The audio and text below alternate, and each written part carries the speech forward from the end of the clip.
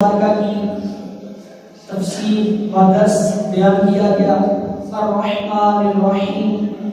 اس کو بیان کیا گیا، مالک یوم الدین کے روز جزا کے دن کا مالک ہے۔ اس آیت کی تفسیر و درس کو بیان کیا گیا، اور اب اس کے بعد آیت مبارکہ آتی ہے،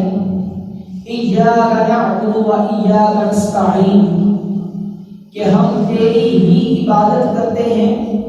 اور تجھ ہی سے مدد مانگتے ہیں۔ سورہ فاتحہ کا یہ بڑے ربط چل رہا ہے۔ اگر ہم دیکھیں تو پہلے اللہ تعالیٰ کی تعریف کی گئی، اس کی صفات کو بیان کیا گیا، اس کے بعد پھر اپنے عمل کو بیان کیا جا رہا ہے کہ بندہ جب نماز میں کھڑا ہے تو نماز میں کھڑا ہوتے ہی جب وہ سورہ فاتحہ پڑھتا ہے تو وہ پہلے اللہ کی تعریف کرتا ہے، اس کی صفات کو بیان کرتا ہے، اس کے بعد بندہ جو ہے وہ اپنی کیفیت کو بیان کر رہا ہے کہ ایاک نعبد و ایاک نستعین، کہ مولا ہم تجھ ہی سے مدد مانگتے ہیں اور تیری ہی عبادت کرتے ہیں۔ اب یہاں پہ ایک بات یہ کہ علماء نے جو نقطہ بیان کیا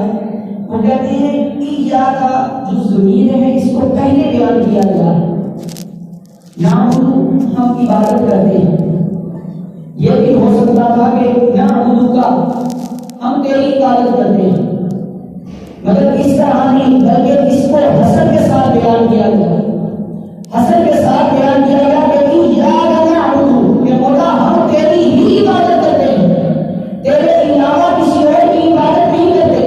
کسی بت کو تیرے ساتھ شریک نہیں ٹھہراتے، کسی کو تیرا بیٹا قرار نہیں دیتے، کسی کو تیری بیٹی قرار نہیں دیتے، کسی کو کسی بھی طرح سے مولا ہم تیرا شریک نہیں بناتے، بلکہ ہم عبادت کرتے ہیں تو فقط تیری ہی عبادت کرتے ہیں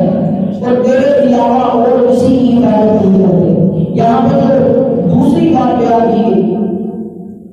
وہ یہ بیان کی گئی کہ یہاں جو حسر آیا ہے نا کہ ایاک نعبد ہم تیری ہی عبادت کرتے ہیں، تو یہ اس